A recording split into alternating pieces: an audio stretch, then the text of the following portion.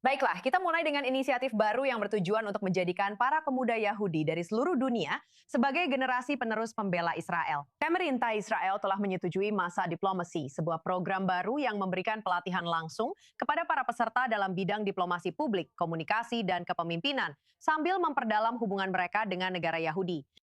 Inisiatif ini hadir saat Israel sedang mencari cara-cara baru untuk melawan meningkatnya antisemitisme dan disinformasi di luar negeri. Bergabung bersama kita sekarang adalah Meir Holt, CEO Masa Israel Journey yang memimpin program ini dan bergabung bersama kita dari Yerusalem. Halo dan terima kasih telah hadir di sini. Ya, senang bisa berada di sini. Jadi Masa adalah kata dalam bahasa Ibrani yang berarti kamu tahu, perjalanan. Ada banyak makna yang mendalam di dalamnya. Jadi jelaskan bagaimana inisiatif ini sangat penting dengan apa yang sebenarnya diwakili oleh Masa sebagai sebuah konsep. Saya akan mundur sedikit dan saya akan jelaskan apa sebenarnya masa itu. Benar. Jadi Kami didirikan 22 tahun yang lalu oleh Badan Yahudi dan pemerintah Israel untuk membawa pemuda Yahudi dari seluruh dunia agar mendapatkan pengalaman jangka panjang yang bermakna di sini, di Israel. Selama 22 tahun terakhir, kami telah memiliki lebih dari 220.000 alumni dan mereka datang ke berbagai macam program yang berbeda. Kami berusaha memastikan bahwa kami juga selalu mengikuti perkembangan dan menambahkan program-program yang relevan dengan kebutuhan serta keinginan pemuda Yahudi di seluruh dunia. Dan itulah sebenarnya bagaimana masa diplomasi hadir melalui kemitraan luar biasa dengan Kementerian Luar Negeri. Kami menjalankan program percontohan ini tahun lalu, dan kami benar-benar menghadirkan 20 peserta tahun lalu untuk program percontohan tersebut dari berbagai negara yang berbeda. Untuk mendapatkan bekal untuk diplomasi publik, mempelajari lebih banyak tentang Yudaisme mereka, mempelajari lebih banyak tentang Israel, dan semoga juga merasa lebih nyaman untuk merenungkan dan membicarakan hal-hal ini, baik sendiri maupun dengan orang lain.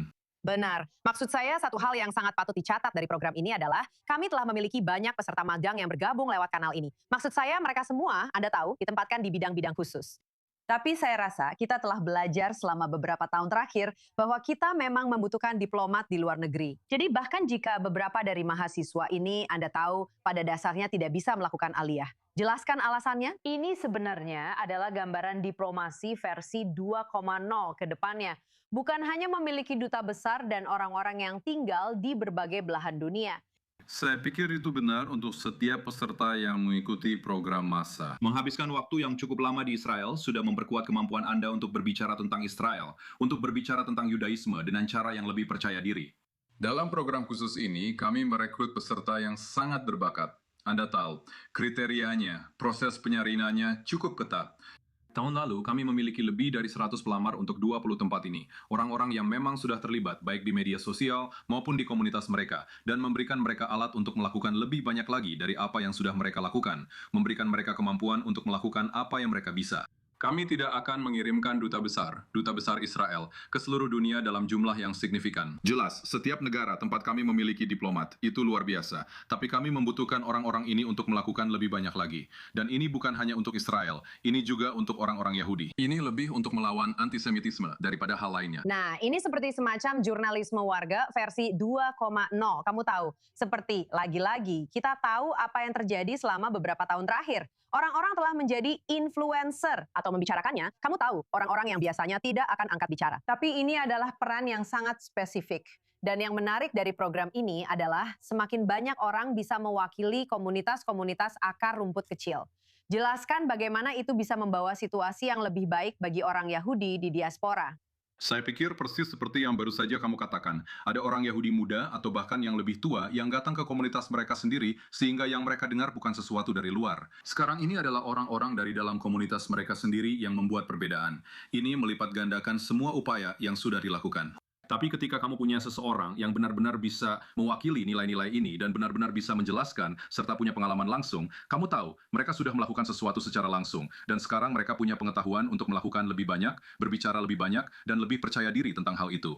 Itu memberikan efek berantai di lingkaran mereka, teman-teman mereka, keluarga mereka, dan kemudian terus menyebar. Dan di dalam komunitas mereka, jika mereka mampu menjadi pemimpin dari upaya-upaya ini, kita akan melihat begitu banyak orang lain yang mengikuti mereka.